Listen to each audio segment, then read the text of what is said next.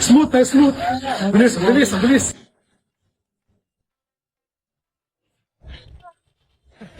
Good day mga boss, so maulan na araw pero tuloy-tuloy tayo. I-release natin tong napaka-pogi Mitsubishi Montero GLS 2019 automatic 4x2 diesel engine.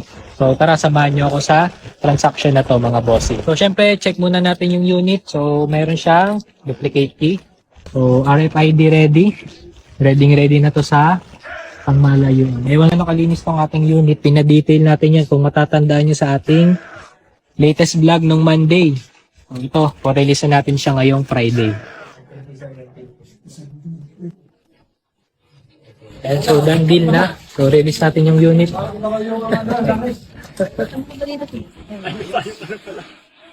Teka, mag-iitim muna ako.